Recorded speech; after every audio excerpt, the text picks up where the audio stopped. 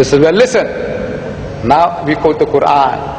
Allah says in the Quran, أَوَلَمْ يَرَ الَّذِينَ كَفَرُوا. Do not the unbelievers see? These atheists, these agnostics, those who say that there is no God, can't they see? أَوَلَمْ يَرَ الَّذِينَ كَفَرُوا أَنَّ السَّمَاوَاتِ وَالْأَرْضَ كَانَتَ رَتْقًا. That the heavens and the earth were joined together as one unit of creation. فَتَقْنَاهُمَا. And He split them asunder.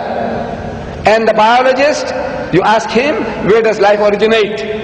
He says, in the sea, in the water, in the mire. Where did you get that from? He said, no, it's our discovery. When did you make the discovery? He said, yesterday. Because 50 years is yesterday in the history of man. So an illiterate man in the desert, he couldn't have known this. He says, never. Well, listen. Allah tells us through Muhammad, He said, وَجَعَلْنَا مِنَ الْمَاءِ كُلَّ شَيْءٍ حَيٍّ. And He has made from water every living thing. أَفَلَا يُؤْمِنُونَ. Will you then not believe? You atheist, you agnostic, you man of science, will you not believe? He said, look, where did Muhammad get all these ideas from? Plant life, animal life, vegetable life, every life, he says, has got pairs. 1400 years ago, in the desert, this man is talking. Where did he get the idea from? He says, Subhanallazi khalaqal azwaja kullaha. Says, glory be to God, who has created mates of everything. Mimma tumbitul ardu, of that which the earth produces. Wa min anfusikum, and from among yourselves, of the animal kingdom. Wa mimma la ya'lamun, and of the things that you know not. Male, female, positive, negative. He has created mates of everything, of the things that you know and of the things that you don't know. So these are for people with eyes, with sense. They can see that this is not the work of Muhammad. An illiterate man in the desert could never have been able to utter these things. It is from the source of creation who has been giving it to him, that this is the book of God.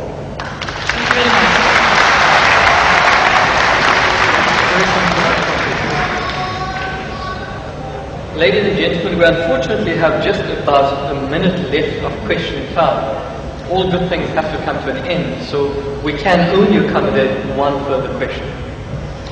Mr. Didan, I have impression that my question has been misunderstood. I didn't want to challenge you or to hurt you. I just wanted to ask you for some advice for a person who doesn't believe. I just wanted also to ask you for advice, because I am a non-believer. I would want to believe in Islam, but I just want some advice. Yes,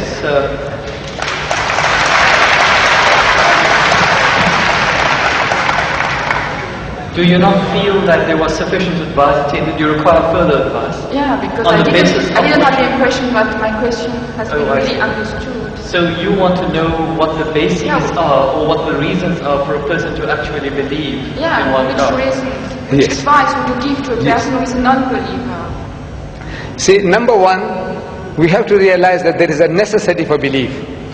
If you don't believe, you can't move an inch. You can't bat an eyelid.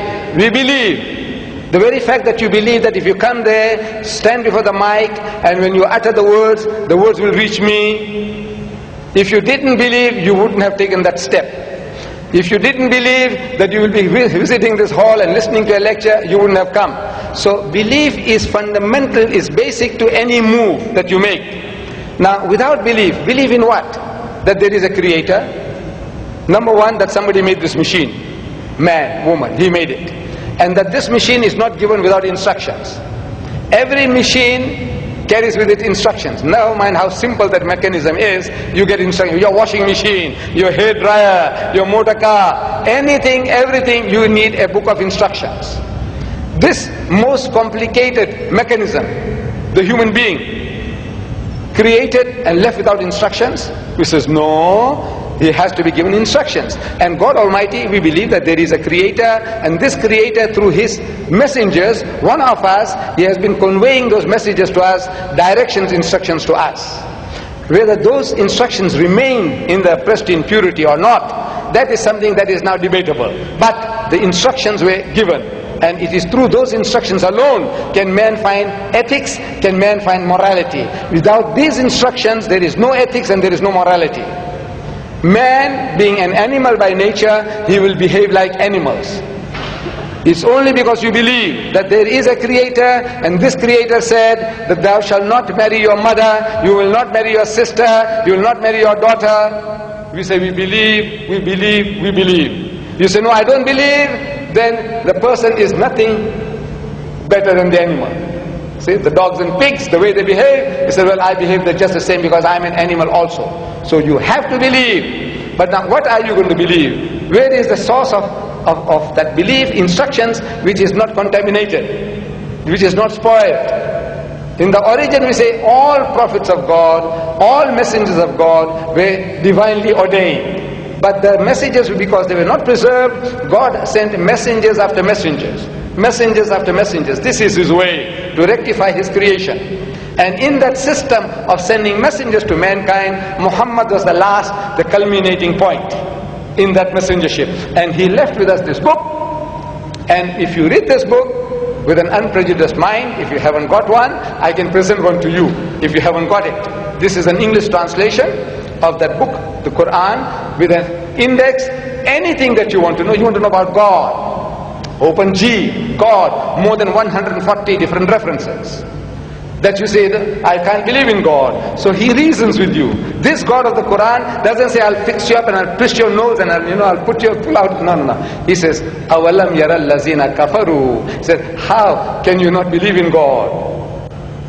He says, كَيْفَ تَكْفُرُونَ بِاللَّهِ. So how can you not believe in Allah? وَكُنْتُمْ أَمْوَاتًا. Seeing that you were non-existent, you were dead, and He brought you into being. ثُمَّ يُمِيتُكُمْ. He will cause you to die. ثُمَّ يُحْيِيكُمْ. And He'll bring you back to life again. ثُمَّ إِلَيْهِ تُرْجَعُونَ. And to Him will be your return. So if you start reasoning, and you see how true the statements are, that you were non-existent. You, I, everybody, non-existent. The men of science will tell you that this earth was a molten mass. Billions of years, there was nothing on this earth, no life. The thing was all boiling. And the vapors went up and came down, and the vapors went up and came down, and over a period of millions of years, it started to cool. And then life started to germinate, and so on and so on. So there was a time when mankind was non-existent, and God brought you into being. Very true. And now you're going to die. But that is not the end. Now there is something in you which is other than the body, that real you. Now that real you, which is the driver of this body of yours, will be made to account for your actions. It's only natural that this person, like Hitler, look, he got away with it. He incinerated 6 million Jews. On account of him, 40 million people died in the Second World War. He's just going to get off scot-free? If he says, no, I don't believe, and there's nothing there on the other side, that means he's free, finish. No. He will have to account for his deeds. Everyone will have to account for his or her deeds. It is a natural, sequence of our attitude and behavior. And this book explains all that. If you haven't got one, this book is yours. If you haven't got one.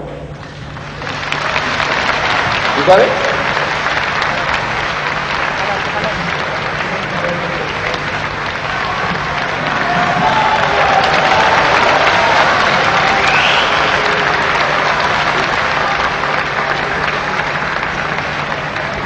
Ladies and gentlemen, unfortunately, all good things have to come to an end, where at the end of our time span, we cannot accommodate any further questions.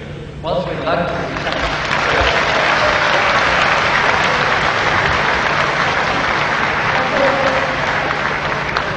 Ladies and gentlemen, if a single one of us has acquired some knowledge by being present here, then the goal and the purpose of this meeting has been achieved.